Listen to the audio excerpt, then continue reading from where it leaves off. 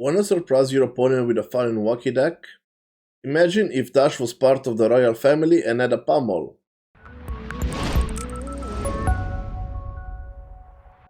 This deck came up by discussing in the Fresh and Buzz Discord with Rosie and a few other people, and decided to try out a version of Dash that plays pummel and forces your opponent to discard. So far, this deck has been a blast to play, even though it's not as tier 1 as the regular Dash, but it's also not horrible and I won few games. And also I feel like this deck can be perfected a bit more. This is just a first rough sketch version of the deck. If we put in a bit more work on this deck, probably it's gonna get better. So if you want to tune it, feel free to do it and let me know what changes you made to make it better. The main idea of the deck is to play pummel and a lot of pummel targets. So we have a lot of 2-cost attacks, a couple of 3-cost attacks that are good targets for pummel. If you have a tunic resource available, you can play a 2-cost and a pummel with just a blue card, so it will leave your other cards to block. We also want to explore the royal archetype, since we can play with Cashin that can refill our hand. So if you have only one card and a Cashin, you can sacrifice the gold with Cashin and get all the cards that you need to execute the game plan of the attack plus pummel. But enough talking, let's jump into the deck tech. The main loadout of the deck is to play Crown of Dominion for our royal cards. We're playing Cashin with the gold, and then you see some other cards that go with the royal archetype. As I said, we play with Fienda Spring Tunic because you can use a blue and a tunic resource to play a 2-cost attack plus pummel. We're playing Goliath Gauntlet because we are trying to boost our 2 attacks to force 1 extra card from our opponent hand. A lot of our 2-cost attack have good on-hit triggers, so your opponent are forced to block.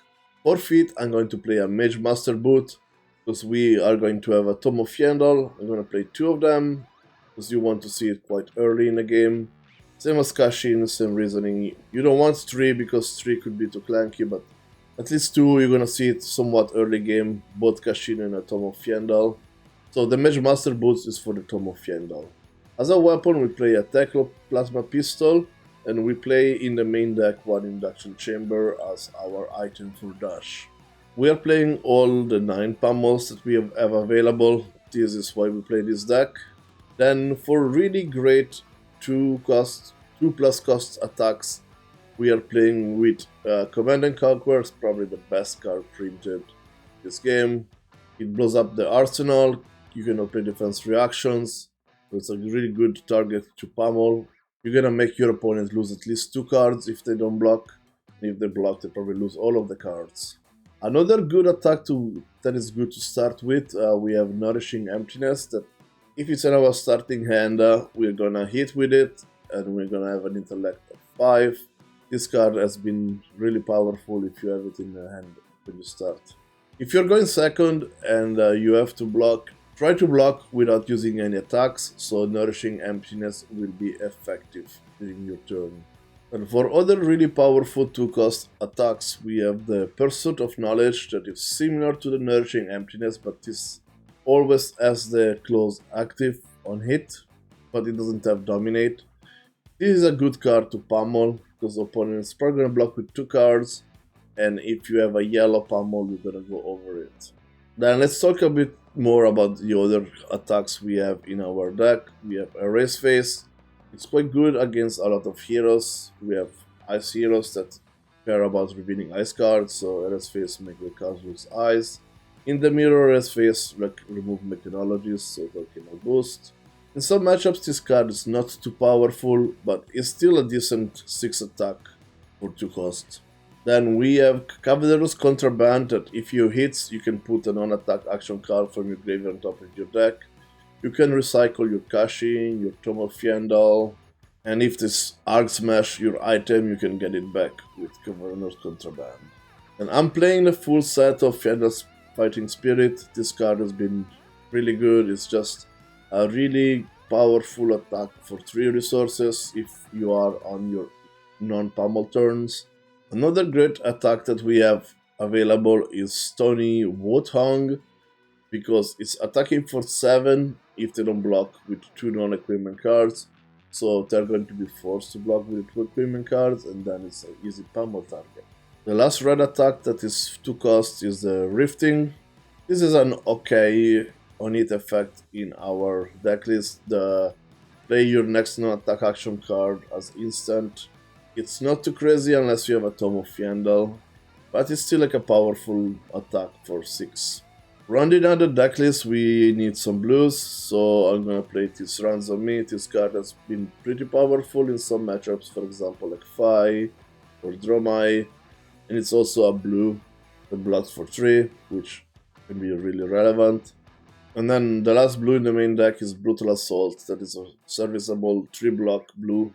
And then we get to the sideboard. Here we have some more spiciness for the Royal.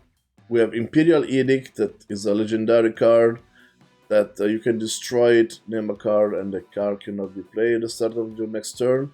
But if you're Royal, so we are going to be Royal in most of the matchups, you can look at the hand and name the card. We have Imperial Ledger, that if you're left with no cards in hand, you can play this and then maybe activate it on next turn. That you can shuffle this and you create a gold token to fuel your second cash-in. Then we have the card that has been playing a bit in Classic Constructed. We have the Imperial Warhorn. That basically you can destroy an ally, aura, item, or landmark opponent control. If you're Royal, you get to pick which one. And if you're not Royal, you don't get to pick. So this is another good advantage to playing the Royal cards. Then for the sideboard, we have the Pistol Plan. If you want to side into the Pistol Plan, we have the second induction chamber and the Purifiers. We have some more like defensive cards, like you've seen in plenty of Dash deck decks that are Fate Foreseen and Unmovable, Seen Below, Reinforce the Line. And I added Oasis Respite just because we play with Tunic, and it's kind of nice to play Oasis Respite off of the Tunic counters. Then I added one Remembrance, so you can like cycle back some of the cards if you lose them, and you're gonna get fatigued less likely. And the last thing I want to talk about is the 2 equipment that I have in the sideboard.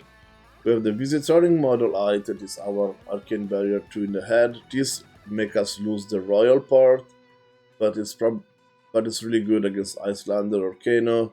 And then our Arcane Barrier source for when we play against Runeblades is the new Rune Gloves. I decided a new Rune Gloves over the Achilles Accelerators. The Magebuster boots are really important in our game plan. I'd rather sacrifice the hand slot instead of the leg slot in those matchups. Yeah, but this is it. This is the full deck list. You can get the deck link in the description down below if you want to try it out for yourself. I hope you enjoyed this video. If you like it, please leave the like. If you want to help me to reach to 700 subscribers, we are really close. Click the subscribe button, really helps the channel out. With this, thanks everybody for watching. I will see you next time. Bye bye.